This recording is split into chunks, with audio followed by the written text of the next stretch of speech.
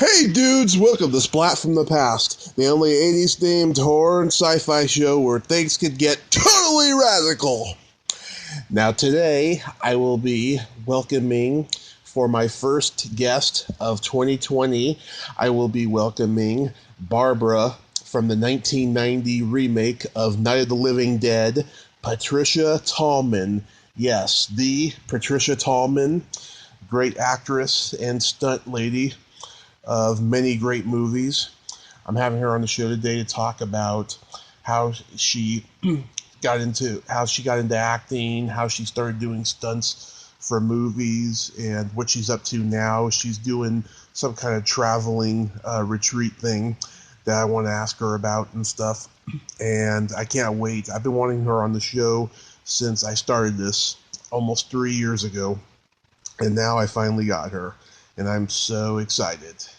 Bring on 2020, baby. So, here is my interview with Patricia Tallman.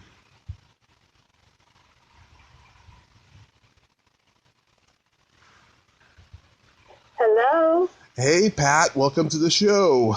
Hi, Tommy. How are you? I'm just, recovering from last night. Yeah. Oh, well, good for you. Did you celebrate?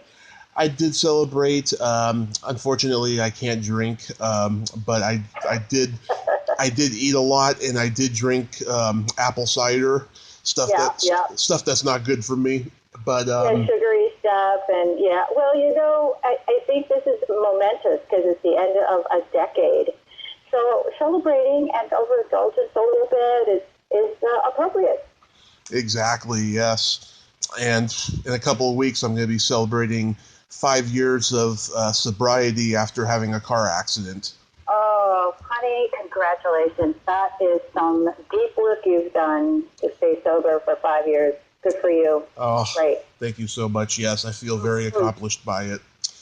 And yeah, you should. I mean, that's humbling, to be able to really confront all of those things that come up when you do stop stuffing your feelings and using whatever it is you're using to numb out. Mm-hmm. Exactly. This is such a great honor. Thank you for taking the time today. Absolutely. My pleasure. So, going back in time, according to my research, when you were only 2 years old, you were on your father's radio show and you sang Bicycle Built for Two. Oh my gosh, you have done your research. Yeah, that's true. My dad was a salesman, and both my parents were, I guess, amateur drama department, aficionados in college. So he had kind of a dramatic flair, and he loved the media. And in those days, so we're talking the 50s, right? Right. Radio was huge, and it was still still kind of the Wild West. You could get in and have your own show and local market. Yeah. Wow. And do you know if that was the early precipice of you going into acting, or did that come later? Oh, I don't. Let's see. I think in my case, and in the case of I think a lot of professional artists, you're kind of born that way. You know what I mean? It's like there, and it's you either choose to make a profession out of it, or it's a hobby that you love. Either is perfectly okay. Sometimes it's better not to try to make a living from your art; just kind of spoils it. But I think it was always there. I was an avid reader, and I got into my head. I loved fantasy fiction, and later science fiction, and so that was always there, And I don't think it's any mistake that I got into the kinds of shows I ended up doing, because the early things I played were my cousin and I would get together and we would play Dark Shadows. It was an old soap opera. Oh, yeah. Day, right? And we would race home from school, watch Dark Shadows, and then we would play Dark Shadows. And then we would play Dark our Barbies, you know? I mean, so is it any wonder that I ended up in science fiction and horror? I don't think so. Right? Yeah. Yeah. Oh, a lot of people. What you focus on, you bring into your life. Yeah, a lot of people from your generation watched Dark Shadows that ended up in the horror and science fiction. I know Barbara Crampton did. So you started doing school plays and community theater and all that? I didn't do much community theater, but I did get in high school. I was in the drama club, you know, and did a lot of plays. And then when it came time to choose what I wanted to do as a grown-up, I went to college. It was all about acting. And luckily my parents just were like, okay, you know, because I know a lot of parents aren't okay with that. But mine were. And part of it is because they understood that, they understood the interest in it. And I think they saw something in me that gave them a little bit of confidence, like, yeah, we think she can do this thing. So, yeah. And I never looked back. It was never, I mean, that was the only thing I wanted to do. There were other things that I could do, but out of what I wanted to do, it was very clearly I wanted to be an actor. I was reading that you were in summer stock by the time you were in high school, and you were a working theater actress by the time you got to Carnegie Mellon. Yep. Yeah, I was getting paid for being on stage, so that was a good thing. So, yeah, community theater, I really didn't have that experience, but I think that high school theater, you know, being in the drama department was similar to that. And then when I did summer stock is professional equity theater, but they have apprenticeship programs. And so they would get a lot of young people to come in, and you would fill the sets, and you'd sell the tickets, and you'd clean the floors, right? But you'd also get a chance to be in the plays, like the spear carrier, you know? And in this case, I went to a musical theater summer stock, so I was doing a lot of dancers, singer roles, those kinds of things. Being in the chorus, having a little featured part now and then. But that gave me tremendous experience. Wow. Those days, so you had to do everything. Yeah, you did everything. Absolutely. Wow, that's amazing. Yeah, that doesn't happen often now and stuff. It's very rare. It's great because you start to appreciate what everyone's job is. You start to appreciate that it's not just you on stage. It takes a village to put a production on. Yeah. You know, it takes everybody. And it really, I think, helps with the ego thing, keeps the ego in check. Because, you know, without everybody else doing that, you're not that special. And in theater, you have understudy, right? In case you get sick or something happens, there's somebody who can go on for you. The show must go on. And that is also very humbling, because here is somebody standing in the wings who can do your part. You know what I mean? Yeah. So it does keep you from getting too big for your britches, if you get my meaning. Yeah. You did Big Bad Burlesque off-Broadway. How was that experience? It was great. It was hard. It was hard work. And living in New York City is an animal all into itself, especially in those days. That was in the late 70s into the early 80s. And it's not as homogenized as it is now. Back in those days, it was still rough. And I was in the East Village, in a theater in the East Village that was known for being kind of very iffy, a lot of drugs, a lot of, you know, like we never would leave the theater by yourself. You always had someone go with you. You know, we'd leave in packs to go to the subway. So no woman should be walking by herself down there, that kind of thing. It was a hard job. But I loved it. I thrived on it. It was absolutely what I wanted to be doing. A lot of riots and floods and manhole covers blowing up. Yeah, I'm not kidding when I said I had an apartment where I actually did step over people laying in pools of blood at the foot of the stairs and not knowing you know, what that's about. Are they a drug addict that hit a vein, or is somebody dead? And, you know, in those days we don't have cell phones, so you'd be knocking on the door. There's a shop next door. I'd knock on that door and say, "Can you guys call the cops? Because there's somebody in there. I don't know what's going on." That was my building. Oh. You know, that's how you live. Yeah. It's a lot different nowadays. These villages kind of hip and trendy, very expensive. Mm-hmm. Yeah. I don't know how they do it. Was it scary to go from little school theater to big league theater? Oh, good question. Yes, and it was so clearly what I wanted to do. You know what I mean? Mm-hmm. I mean, I wanted to be in the big leagues. So it was more thrilling than it was scary, I think. But you didn't have any self-doubt. Oh, you always have self-doubt. Yeah. Always have self-doubt. But if you get the job, then you know that's your chance to fill those shoes. So I don't know. Artists they implode a lot. I mean, you hear the stories. And it's hard to understand sometimes when somebody's making a lot of money and they go down this destructive path. But a lot of it has to do with just tremendous insecurity and tremendous pain. You don't even know if the people around you like you or they're just hanging on because you have something they want. You know, so I can see some of these musical artists that hit it big and then they just, oh gosh, they just self-destruct, and I can totally understand. It's hard. So, artists, yeah, we're a freaky bunch. Mm-hmm. yeah.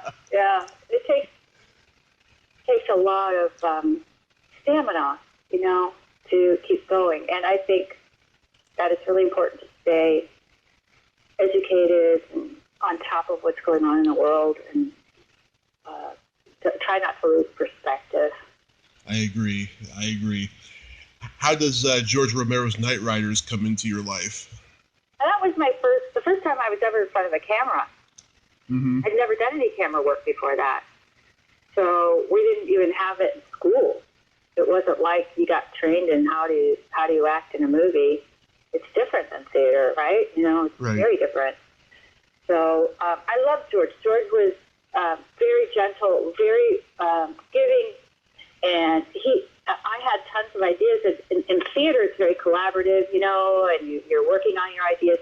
And in film and television, it can be, you can step on a lot of toes having your own ideas about things. I'm not talking about changing the script, because in theater, the script is sacrosanct.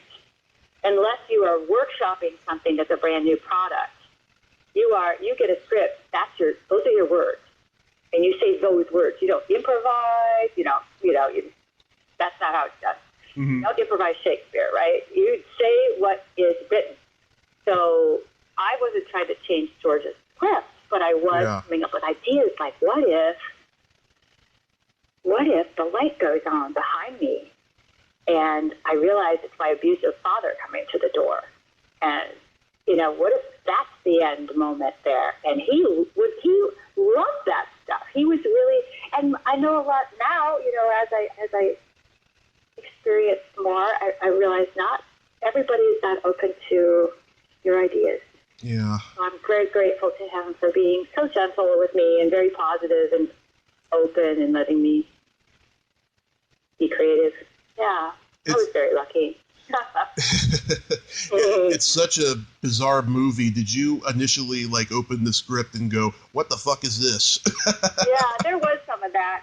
But once I met Ed Harris, I was like, "Oh, okay, I can see how this will work." Yeah, he wasn't Ed Harris then. Yeah. Yeah. What was the then unknown Ed Harris like to work with? I loved him. I still love him. He was an amazingly dangerous actor. And what I mean by that is that you never knew what he was going to do. He was so organic.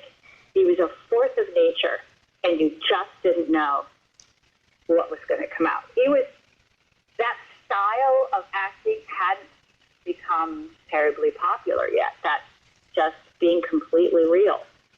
Mm-hmm. I mean, he never pushed any emotion. It was never pushing, meaning faking it. He never faked anything. Mm-hmm. It was just completely real. And George, when George cast him, everyone said later how what's the word? How George was just cast this revolutionary type of actor. He just saw something in Ed that was magic, and went, "Oh no, this is clear. He is." Yeah, that's what Christine told me when I talked to her. Yeah. Yeah. Yeah, I've talked to many from the Romero camp, and they tell me Nightriders was a passion project for him because it was completely out of left field, out of the horror genre. Mm-hmm. Exactly.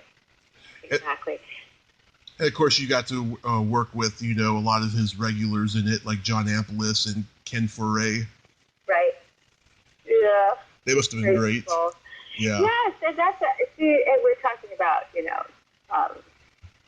we're talking about how actors can get a little big-headed or whatever, and these guys are so down to earth. They're still really down to earth. I just saw Ken. We did a convention in England together last year. Mm-hmm. Billy Butler and Tom Savini was there, and it's just so loving and embracing the fans. It's just I'm so lucky to be a part of a community of people like that.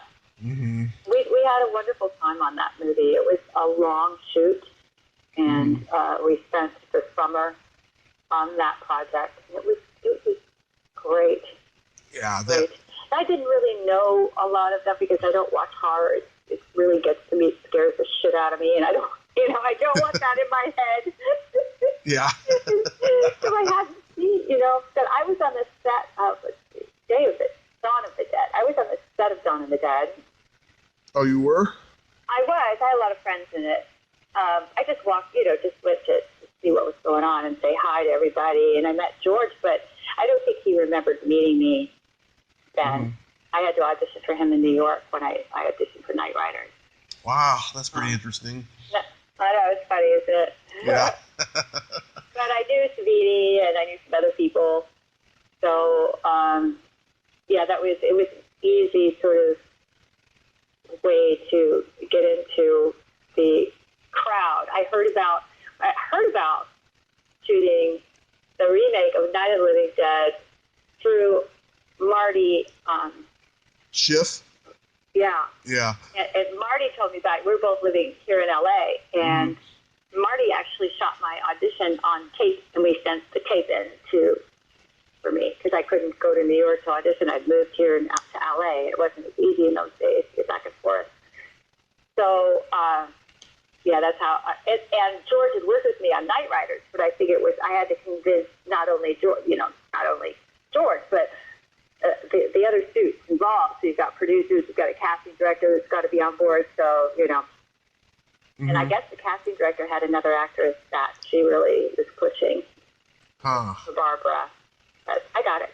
Yep, you sure did. Yeah. That's how it goes sometimes, It could be her. It could have been her. She would have been great. Who knows? But I got it, so it was my chance.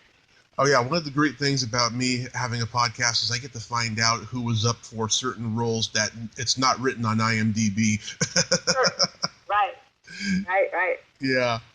And then after Nightriders, you had a role in a trauma film called Stuck on You. Well, it was called something else when we made it. Mm-hmm. Yeah, that was kind of a terrible experience. Yeah. I can imagine, coming from, the theater and working with these, bunch of knuckleheads. I did a lot with that crew from Pittsburgh. I ended up working in Pittsburgh on several projects, including Creepshow and Tales from the Dark Side we did in New York. That was another Savini. And so it was kind of interesting to end up in the good graces of the folks who were all George Romero crew, and we had a great time together. And then when it came around for me to do Night of the Living Dead, it was all my friends, you know, and they were so supportive of me. The crew were just like, you know, oh, that's so great, Patty, you got to be a lead in the movie, this is awesome, you know, so it couldn't have been a better experience for me in Night of the Living Dead. Mm-hmm. Yeah, and I appreciated it, too, because I had done pieces of shit like the Trauma movie with terrible directors and producers who were just assholes. Yeah. So, yeah, they were horrendous. Yeah. I love their movies, though, because I love political incorrectness, you know? Right. Well, yeah, and fair enough. Yeah, I don't have any beef with. If that's their thing, they want to do it, sure, but they were just assholes. Yeah. That's why, you know, working with them was just incredibly unpleasant. Yeah, they're New York. Yeah. No, they're assholes. I've worked with New Yorkers that were awesome. Yeah. You know? Mm-hmm. You don't have to be an asshole just because you're from a particular place. Yeah. And I lived in New York for 10 years, so I was, you know, I knew New Yorkers. I worked with New Yorkers. Yeah. I was just trying to soften the blow. Oh, give it up. Yeah. It doesn't have to be your opinion. It's fine. It's mine. Yeah.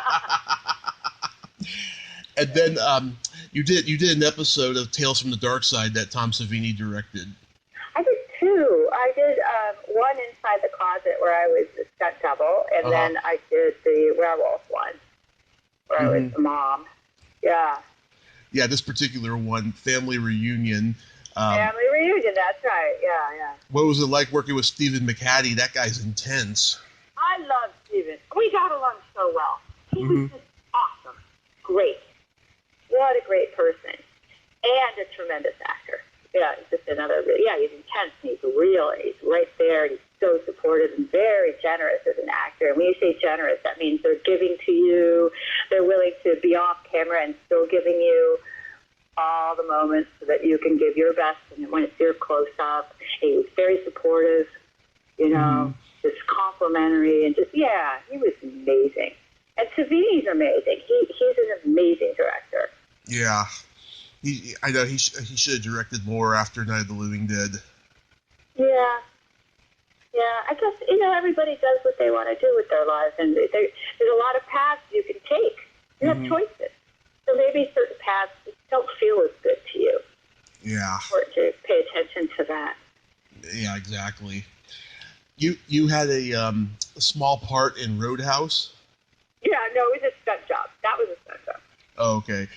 Yeah, because I noticed on IMDb you have a lot of uncredited roles in movies like that and Clifford and Austin Powers. Do you like... It's all stunt work. Yeah, that's why it's uncredited. It might be featured because I'm not doubling somebody else. Yeah. I'm playing the stewardess, just, you know, riding on the cart in an out-of-control plane in Clifford, or, you know, on Star Trek I did tons of that where I'm alien of the week and I get blown up. My family always said, well, if we can recognize you, we know you're going to die. Something bad's going to happen. Because it's a stunt job. Yeah, Roadhouse was my first stunt job in Los Angeles. And I had the great idea of playing softball with a bunch of my friends from Carnegie Mellon the weekend before that job. And then I ended up putting a base spike through my knee. I did Roadhouse with about 17 stitches in my knee, and I couldn't bend my leg. Ooh. And I had to get kicked over in a chair, you know. And the stunt coordinator was so cool about it, Charlie Pacherny. He was just like, you know, used to dealing with people with stitches, I guess. So people are always getting patched up. So you come in and you go, yeah, Charlie, I can totally do whatever you want. I just can't bend that leg. He's like, okay. It was great. Oh, wow. Yeah, it was fun. It was fun to meet Patrick Swayze and just sort of see what the scene is around Los Angeles film. Very different. Very different than working in New York. Yeah. What year did you move out to L.A.? 87 or 88, something like that. Mm-hmm. Yeah. Been here a while now. Wow. Lordy, 2020. Crazy. Yeah, I first...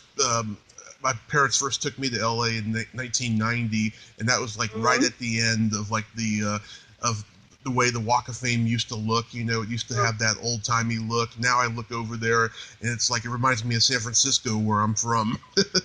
Oh, does it? Wow. Yeah. Yeah, things change, don't they? Everything changes. Nothing stays the same. Yeah, it's so sad. I think it's hard to accept that, but, you know, you do. Yeah. Now, you mentioned before that someone else had auditioned to play Barbara in Night of the Living Dead, but do you think George had you in the back of his mind? No, I don't think he had me in the back of his mind. I first of all, you know, there's always a lot of people auditioning for the role, every role. Even if he says, I'm writing this role for Ed Harris, for instance, the casting person's job is to have other actors lined up because Ed might not be available or not be willing to work for that money, you know, et cetera, et cetera. I'm just using that as an example. So of course, they've got other actors that they're seeing for parts. Now, but I don't think George had me in the mind at all for Barbara. I think he just knew he needed to update it and make Barbara not a victim, you know. Yeah. Because I didn't want to do it. I wasn't interested in playing yet another female who makes stupid choices and goes down into the basement with a candle and gets blown out, or, you know, in the middle of the night. Yeah. What the fuck? In her underwear. Like, you know, I'm so sick of that sort of thing. But that's not what he wrote. And I got so excited about it when I started to see it. That's the kind of role I wanted to do. And it all worked out for me in this case. It was lovely. Wow. Yeah. Sorry, did I answer your question? What was your question? Sorry, Tommy. About George having you in the back of his mind for the part. Yeah. I don't think he did. No. He never said that, you know. But Savini said, as soon as he wrote it, he thought of me. Wow. I mean, as soon as he read it, he thought of me, because George wrote the script. But as soon as he saw it, he was like, oh, yeah, Patty Tallman. Huh. That's interesting. Did you like the original? Did you watch it to get inspired? No, I had seen it because friends made me go see it when I was at Carnegie Mellon University, which is in Pittsburgh, which is where the first movie was shot, right? Right. So it was an iconic thing, and I think a bunch of us went to a midnight show. And I'm serious. I don't watch horror. It scares me, and then I'm scared for a long time because it's in my head. And he did such an amazing job with it. Oh, my God.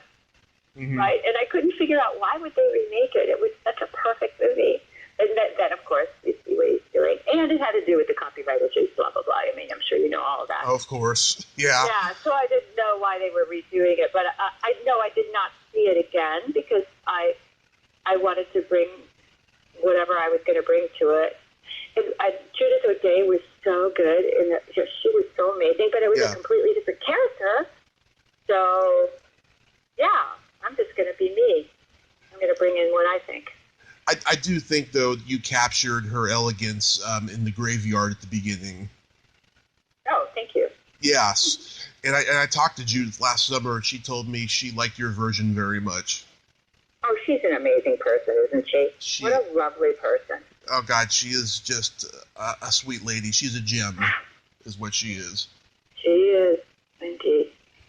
You got to work with a lot of guys who became so prominent in horror today, like Tony Todd and Billy Butler and Bill Moseley. Yeah. Great guys. He had such a good time. Yeah.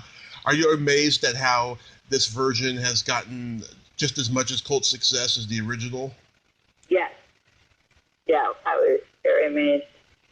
Yeah. Very, very honored. You know, I just think it's so fortunate. What a great thing to have happen, to be a part of something that becomes kind of a cult film, and to have my youth captured on film too, you know, as a young person, being able to look at that, and it's always there. It's so cool. How amazing is that? Yeah. Amazing. We were in, let's see, it was Tony and Tommy, Bill Moseley and I, we were in Calgary a while ago, and they showed, we were there for, the Calgary Comic-Con or whatever it was, and then we did, they had a screening of Night of the Living Dead at the local theater.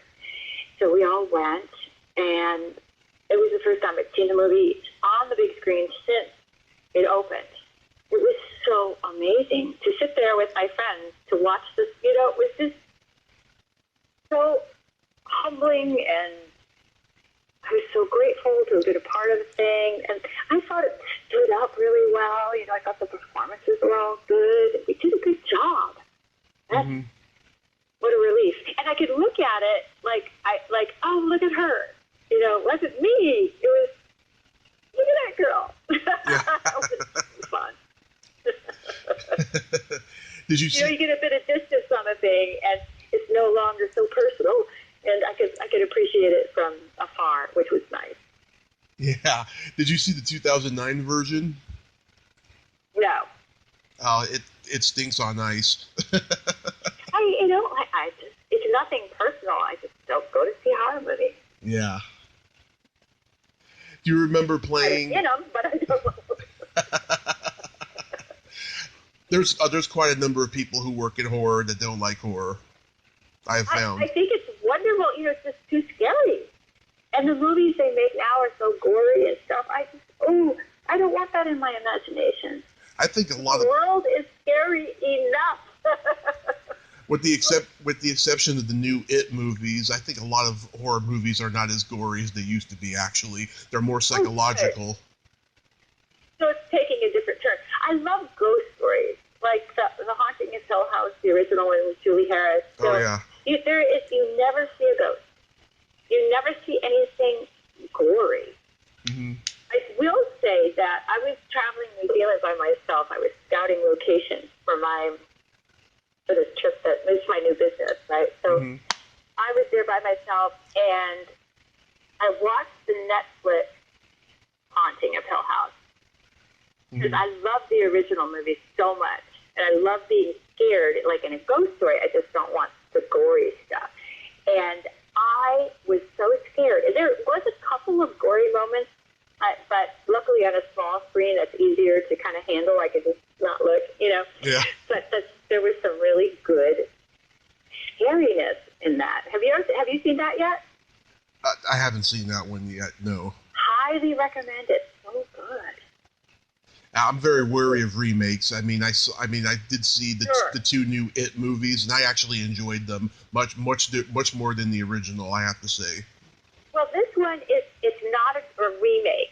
It is a different telling, if you will, and it's kind of after. I mean, I won't spoil it for you, but I thought they did a really good job. Because I'm with you. Who needs another remake? But this is not a direct remake. It's taking the legend, if you will. Mm-hmm. Do you remember? There's my recommendation. That's my horror recommendation for the day. Well, I will check it out. I will. Yeah. Do you remember playing a kidnapper on The Flash? Vaguely. Yeah, another stunt job. Yeah, I vaguely remember that. Yeah, Danny Bilson directed that episode. I had him on the podcast. Great guy. Oh, that's so cool. Yeah, very nice guy. Very talented guy. Yeah. How did you get to play the possessed witch in Army of Darkness? I had to audition for it. Mm-hmm. Let's see.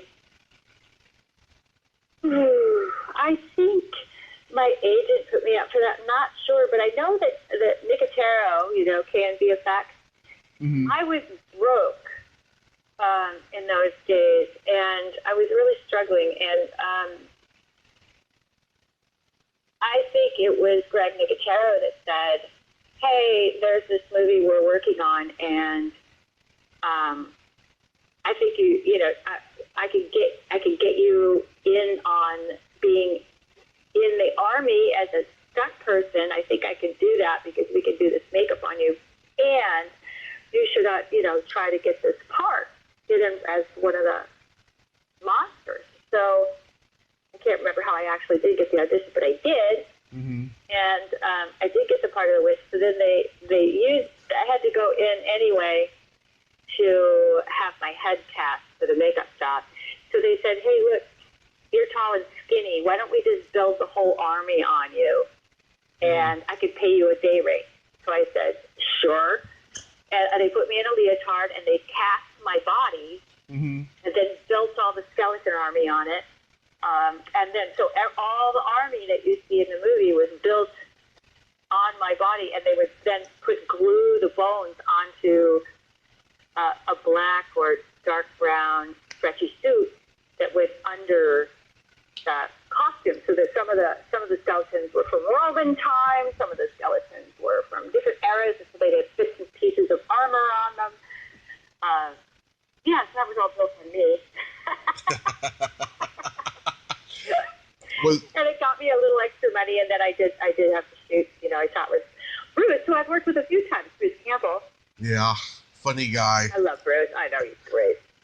And I went to this convention. I'm in line for Robert Englund, and if you know anything about Robert, he likes to talk to every fan for like 15 minutes. I mean, oh my God, you're bless his heart. he's got over 100 fans in line for hours, right? And so Bruce comes out of nowhere, and he says, "Robert, sign the fucking thing and get on with it. Nobody cares about your trip to Europe."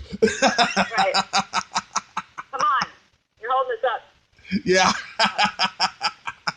It was really funny. I did a convention with him, and I think it was in Vegas. Is it Vegas? Mm-hmm. And he's like, "Oh, give me some sugar, baby." Yeah. He's reliable for being that just genial, funny, sweet guy. Yeah. Yeah. He's a guy that I don't understand why his career wasn't more massive. Incredibly talented, gorgeous, and hilarious. Come on. He came very close with that Western show, The Adventures of Briscoe County Jr. Yeah, I was on that. I was a stunt double on that. Yeah, he came so close with that, and then he left Hollywood and went to Oregon, but he's worked steadily since The Evil Dead came out. Yeah, I should have pursued that. That was one of those things I thought I could have pursued that when he did that in New Zealand. They were shooting it in New Zealand. Mm-hmm. Yeah, Ash versus the Evil Dead. Yeah. Yeah, I didn't put myself out there for that.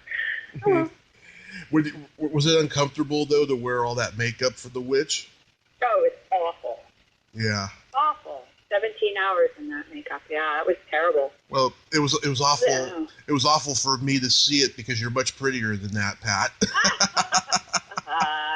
My brother went to the movies, and he's like, "I knew that was you." I'm like, "Oh, fuck you. Come on now." 17 hours in that makeup. Oh, I knew it was you. It took like 4.5 hours to get into it. It took 2 hours to get out of it. Oh, my God. It was just miserable. My God. How many days did you have to do that for? Only one. We shot the whole thing in one day. It was a really long day? 17 hours. Wow. My hat goes off to you for that. And then Sam says at the end, we shot all this, he said, "I want, just die in the most spectacular way. Just die however you want. Just cap this off." And I was so exhausted. And they had jammed those contact lenses into my face. Mm-hmm. So I couldn't, they had to hold me down, and my eyes were just freaking out. And I had nothing left in me, so I just fall forward on my face, and they loved it. So Sam and Bruce called me from Sam's car phone, which back in those days were as big as a shoebox, right? Those big car phones, portable phones. And said, "You were our favorite monster ever." Just like, "We love the witch so much. Oh my God, it's so fun." Well, I'm so pleased that they loved it, even though I just collapsed. Oh my God. How was the Babylon 5 experience? Amazing. It still is. Claudia is one of my best friends, and yeah, that was amazing. Another very, very lucky thing. I'm lucky about Star Trek, all of it. But that's what I mean. It's like we're playing those shows when I was young. Mm-hmm. Somehow led karmically to this career in science fiction horror. You just can't predict that shit. Yep. It's just something that I feel like the universe moves in particular ways. So Babylon 5, yeah. Now, that's where the writer-creator of that show did write that part for me. Wow. From Night of the Living Dead. Based it on Barbara, from the 1990 Barbara, my Barbara. Mm-hmm. And so when I came in to audition, I knew nothing of this. And auditions are incredibly stressful. I don't know how much you hear about them. For me, they're stressful. Some people I've had them. I've had them. It's just terrible. It's a terrible thing to do. Yeah. So I had prepared as best as I could. And I thought, well, at least I get to act today. You know, this will be a fun, I'll get to do these scenes, and that'll be fun. But I didn't expect to get the part, because I thought they're going to need to get a star in for this part, because it's so good. And I'm sitting in the outer room waiting to go in, and then this huge guy kind of comes in and fills up the whole door frame and says, "Patricia Tallman." I said, "Yes?" Said, "My name's Joe Straczynski. I wrote the part for you. Good luck." And he walked out. And the other actor in the room just goes, "No pressure, huh?" I told my agent later, I don't remember the audition at all. I was so freaked out. But, somehow or other, I got the part. Wow. Yeah, those producers, they can be rather eccentric. Yeah, to say the least. Exactly. Now, for stunt work, how did you get into that field? I fell into it. Oh! I met people. I did a lot of period sword technique classes, and I had gotten certified with the British Society of Fight Directors while I was in college for stage combat. So when I went to New York, I just kept up. I love sword work, even though I would never use it. It's just a hobby. Mm-hmm. And I met stunt people in those classes, and the one stunt coordinator said, "Hey, I need an actress. I need somebody 5'9" with red hair to fall down some stairs about your size. Would you do it?" And I went, "Sure." I had no idea. So I just started to meet stunt people, and they trained me to go along because I was a really good size double, a lot of stars. Mm-hmm. Tall and skinny. In those days, I am no longer so skinny, but yeah, in those days I was. So yeah, that's kind of, and then you just train, you apprentice with stunt people, and they train you if they like you, and you work for free doing schlepping work for them, moving equipment around, providing safety personnel, until they start trusting you with some on-camera work. And yeah, it turned out I was good at it. Who knew? I had never even thought of it as a career choice, for God's sake. But it was way better than waiting tables. And I was still in my union. I'm making money in my union. I'm learning about the business because I'm on set all the time. Mm-hmm. And then I just kept doing it. So even when I was the lead in a series, I would do stunt work on my off days. I'm going back and forth between Babylon 5 and Star Trek. Mm-hmm. Not talking about it. I would just do it and not tell it. And producers didn't know. Yeah. They would forbid me to do it on Babylon 5. They can't have you doing something where you might get injured, right? But yeah. I couldn't afford not to. Couldn't afford to stop work. You don't turn anything down. I'd say yes to everything. Yeah. I've talked to a lot of women stunt performers, and they all agree that the Academy should recognize stunt people. Do you agree with that as well? I think it's moving in that direction anyway. And they're starting to with the SAG Awards. SAG is doing it. So, yeah, it'll happen. Mm-hmm. It'll happen. Yeah. I agree also. I'm going to mention movies that you did stunt work on. Tell me what you remember. Okay. Creepshow 2. Yeah, that was another fun project with George. I got to go out west for the first time because they hired me in New York, and we went out to Arizona, and I fell in love with the West. So I think that was part of what got me to move to LA. And the other thing was that I met, during Nightriders, I met a lot of stunt guys, but I met my first stunt woman on Creepshow 2 from Los Angeles, because I was doing stunts out of New York. And I loved her. We just hit it off like crazy. So he was another impetus for me to move to Los Angeles. Wow. Who did you double in it? Paige Hanna, Daryl Hannah's little sister. She was one of the people I doubled. Yeah. That makes sense. Both redheads. Right, exactly. She's adorable. That was fun. Yeah, she is adorable. Monkey Shines. So let's see. I helped with just a lot of things on Monkey Shines because there was a little bit of stunt work, but not a lot. So I also helped the casting director handle some extra casting, and because I was dating Nick Mastandria at the time, he was the first AD. Mm-hmm. So we just wanted to be together, and I found myself filling in a lot of different ways. Mm-hmm. Got to be around George again and all my friends. Yeah, it was fun. Shocker. Shocker was that. I was only on that set for one day, but I got to meet Mitch Pelagian, who's hilarious, and I had a wonderful photograph that got lost and never got it. Where I'm doubling this doctor that comes in and touches him, and then she gets blown up or something. I can't remember exactly how it went, but I got to meet Mitch, who went on to, as everybody knows, the X-Files. He played Skinner. Right. Yeah. After Midnight. I really remember this. Let's see. I was doubling Joan Severance, right? Yeah. Right. I hardly remember that. I think I did a fall. I got knocked off a balcony or something for her. Mm-hmm. And then there was some just basic struggle work. Women are always getting the shit kicked out of them. She's lovely. She's a beautiful lady. Mm-hmm. Another 48 hours. That was a tough job. I had to do a ratchet and an air ram. And those are high-velocity machines that really send you through and into things that you take a hard impact on those jobs. Which is one of the reasons I got the job.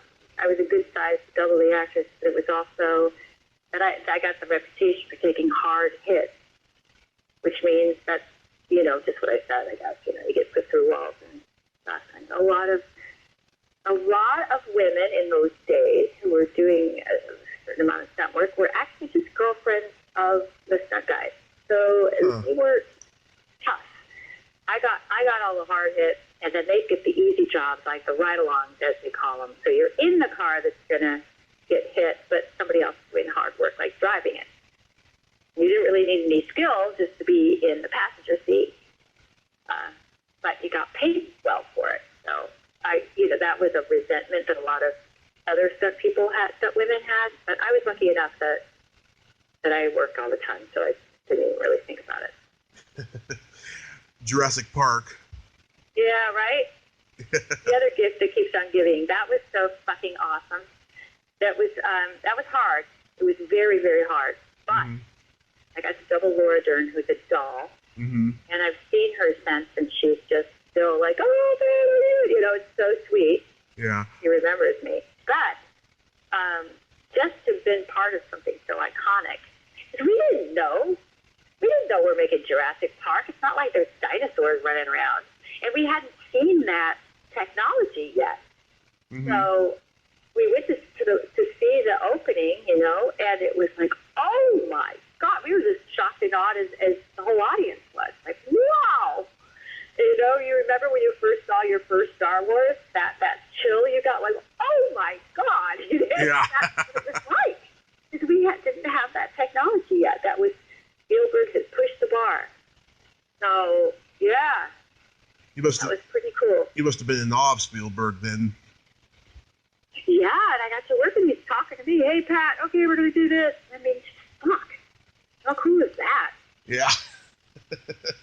Right? Right. Yeah.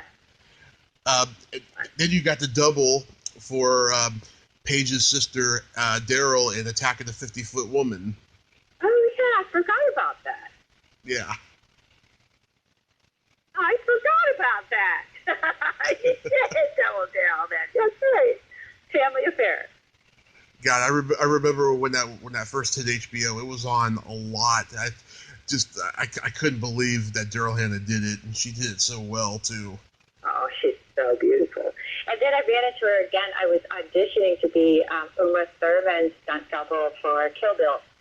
And Uma and Daryl came in for training because they worked hard to kick ass. And Uma had just had a baby, believe it or not. I mean, you never know.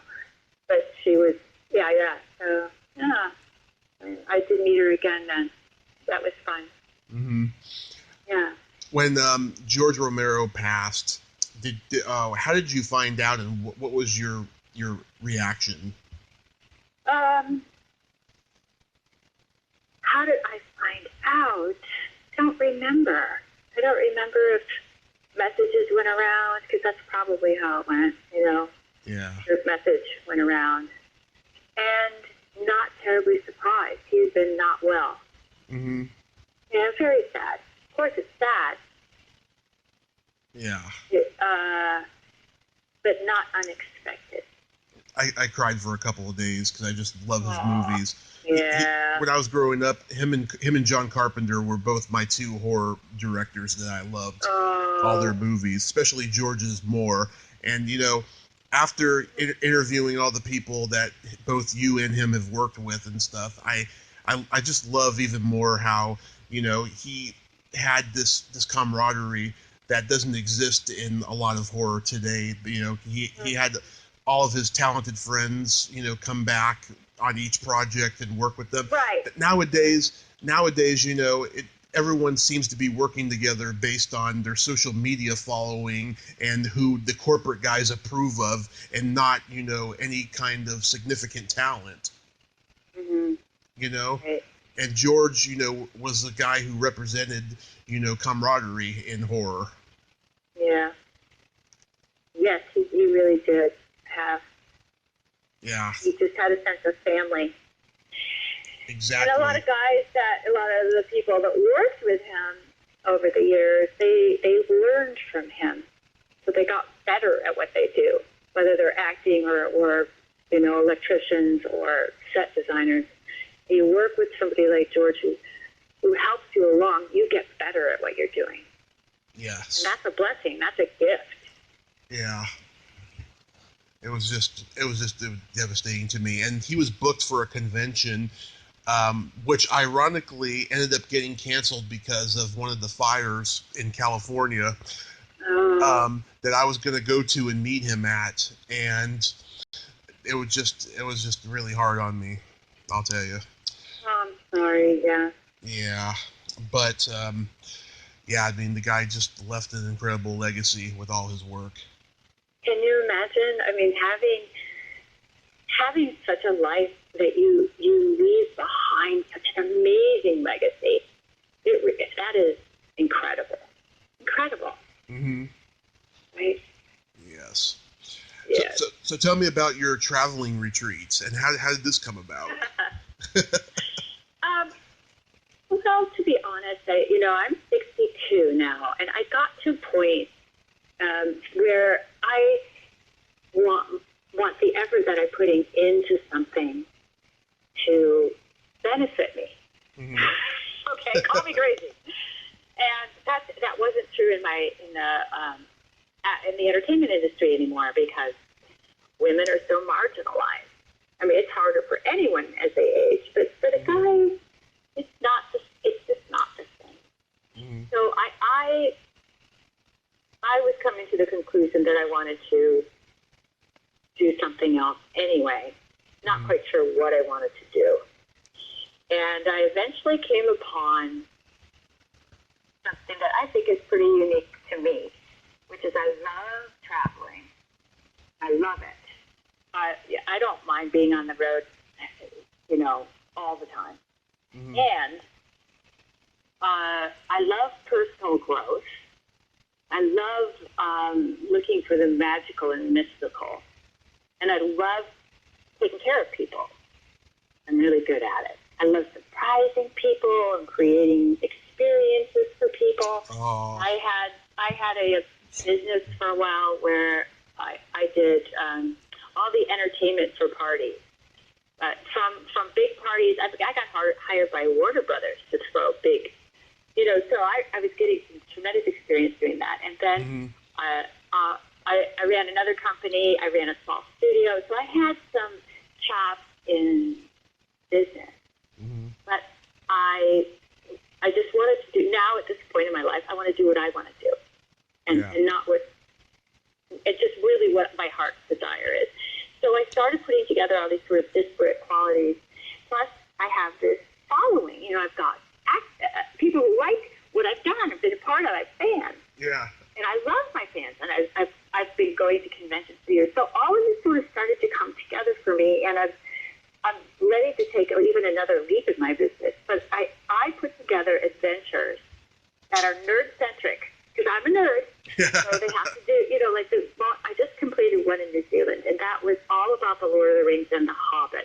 So going through New Zealand, being on an adventure. So it's not about playing a game or watching a movie. It's about being in an adventure yourself. Mm-hmm. And I'm figuring out ways to help people have that experience, stepping out of your comfort zone a little bit, you know, being in what the characters that we have grown to know and love, sort of being in that scene, you know, meeting some of the people from behind the scenes, meeting the actors, some of the people that help create the film. And then I just take care of every detail, everything. From where you're going to stay, what you want to eat, how we're going to get there. It's just everything's curated. I figured out the best experience and the best way to do it, and the best itinerary. So you're not in a bus all the time. You're actually on the ground having a blast. And you're with a small group of people who also love the same thing. So you all get the jokes, you're having fun, you make friends, everybody gets it. You know, we're all in it together. And I'm with you the whole time. So I think it's a really special thing. Mm-hmm. And I know there's a lot of people that are into the travel industry, but they're not like this. That's not what I'm doing. I'm doing something so much more personal. And I just love it. So that's what I'm doing. And I'll go back to New Zealand in 2021, but this year I'm working on Scotland. I think I want to go to do the Scotland thing. So I'm going to go. I've got some feelers out. I'm putting that together right now. Really? The fall of this year, 2020.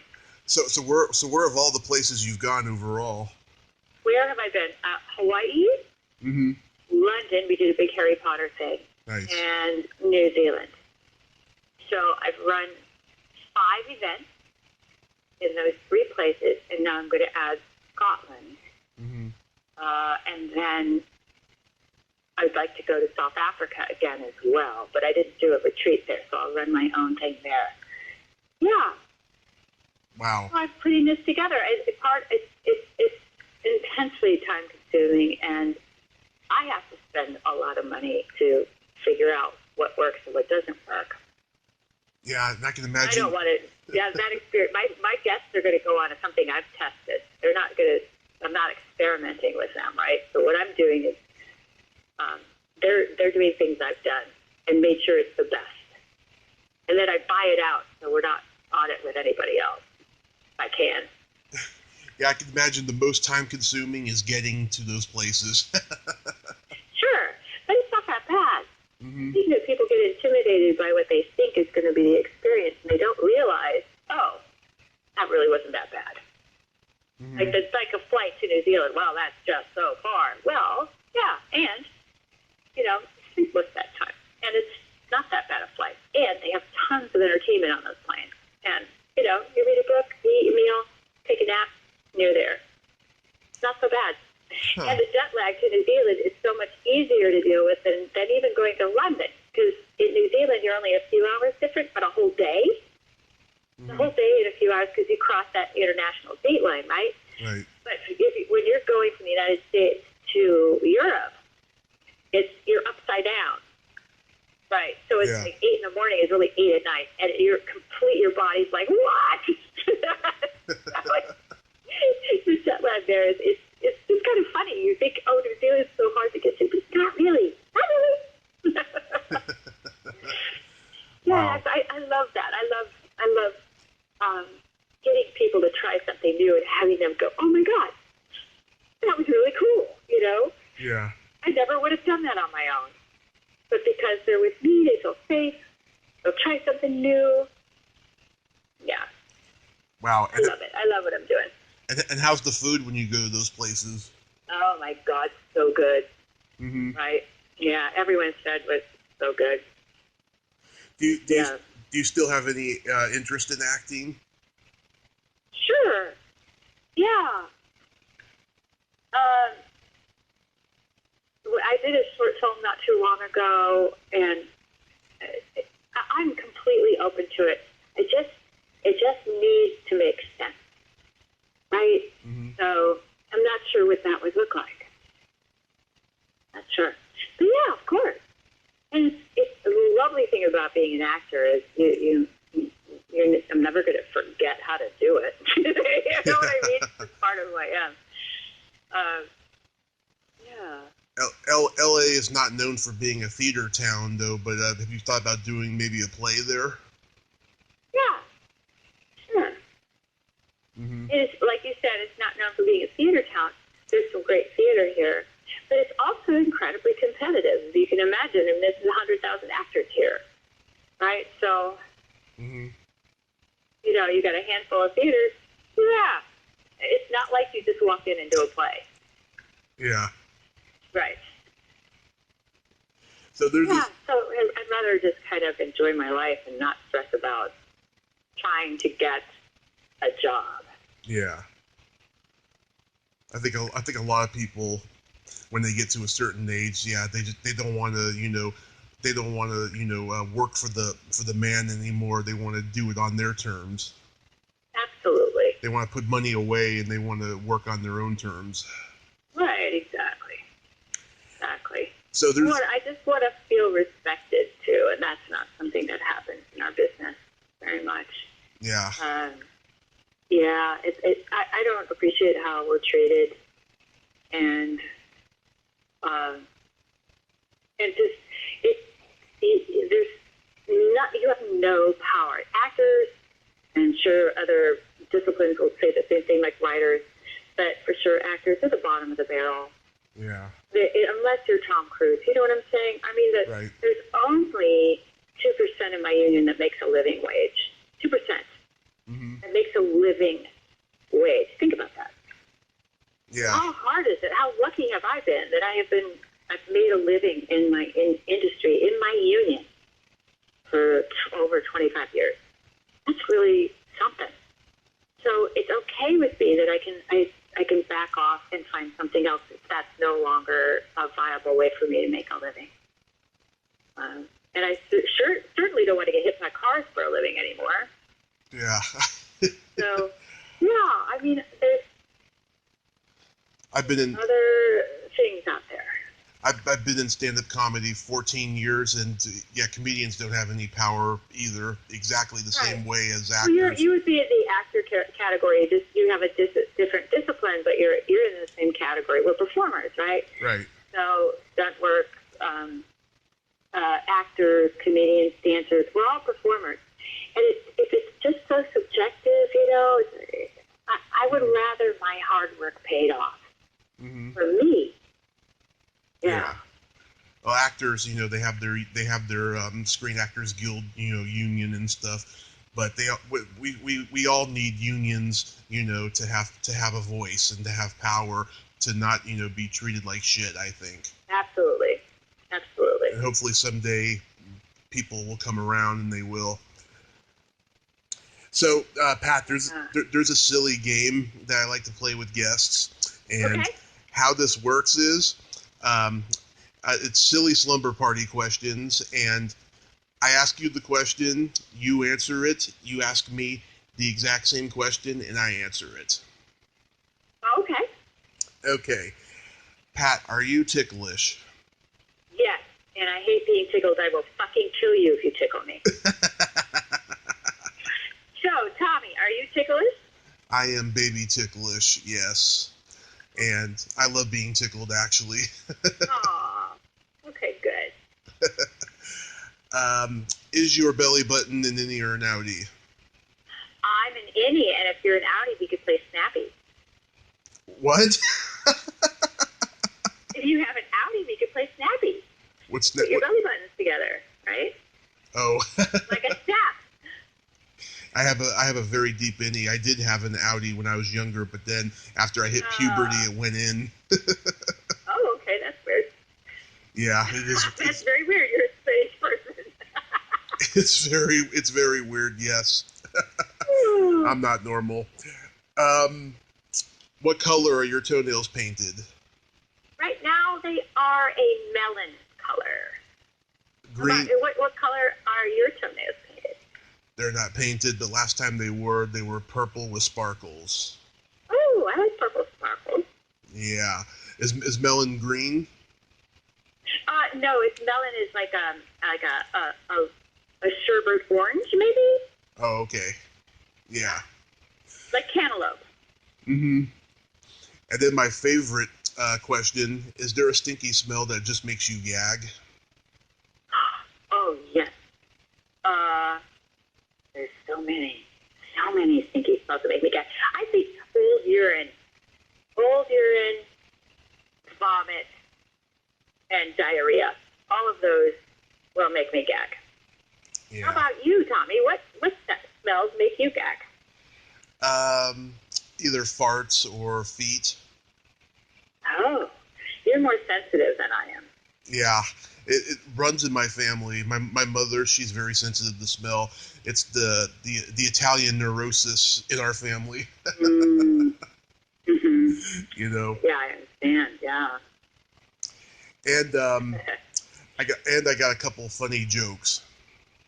Okay, you better be funny. I'll tell you if they're funny. Yes. Everybody knows the old nursery rhyme. There was an old woman who lived in a shoe. She had so many kids she didn't know what to do. What did her right leg say to her left leg? I have no idea. Nothing. They never met. And that's funny to you. Okay, tell me another one. I hope it's funny. Go ahead. This one has truth to it. Okay. You know the difference between a golf ball and a G-spot? No. A man will take 20 minutes to find a golf ball. Okay, that's funny. You like that one? Yes, I like that one. Awesome. I like that one. Awesome. Yes, that's a good one. So, May 1st to the 3rd, you and the rest of the Night of the Living Dead cast will be at Texas Frightmare. I know. Could you believe that? Yeah. I'm so excited. That's going to be really good. Yeah, I've heard that's really that's one of the best conventions. I've never been to that one. Mm-hmm. I go to... I haven't been to that one either, so I'm looking forward to seeing everybody there. I go to Monsterpalooza in LA every year. Yeah. I hope they book you guys there. I would love to meet you guys there. Yeah, I've never done it. I don't think I've ever done Monsterpalooza. Wow. Yeah. I know. After George died, Toby Hooper died, and I went to that following Monsterpalooza that fall, and I was surprised they did not have any tribute panels to George or Toby, right? And I actually wrote a email of complaint about it, right? Mm-hmm. Never heard back, but somebody told me that the reason why Toby Hooper wasn't represented was because he actually had a falling out with the organizer, and that's a possibility. I do know George was there though in 2015, but I was in the hospital. Otherwise I would have met him, but I was in the hospital at that time. But yeah, I was pretty upset. I was like, these guys are like the forefathers of modern horror. You should do some kind of tribute to them. Right. Sure. Absolutely. But I hope you guys get booked eventually for that. I hope so too. That's a really good idea. Do you know if there's any more convention appearances you're going to do this year? I just got a request to go to the London one, outside London actually, but I will let you know more about that. Yeah, I don't do a lot of conventions, so I might do San Diego Comic-Con again. Oh, I heard that is fucking insane. It's insane. It's insane. It's really, I think every fan needs to do it once to at least check it out. It is a lot of fun, and but it is overwhelming. The crowds are huge, 250,000 people, you know, it's a lot. Yeah. It's a lot. But it's certainly, you get your money's worth. There's so much going on. Yeah. And from way early to way late. So there's always something going on. And there's a lot to do in San Diego that's free. You know, so in the city itself, even if you don't go into the convention center, you still have a good time. So it's well worth doing sometime. I heard it's like going to a festival. Oh, yes. It is a nerd festival. Yeah. Yay, us nerds. Yay! I think last year alone, I think they estimated about 25 million people showed up. I heard it's closer to like 250,000 people. 250,000 people. Really? Yeah. Yeah. Yeah. I don't know. That's a lot of people when you consider most conventions are a couple thousand people. Yeah. Right?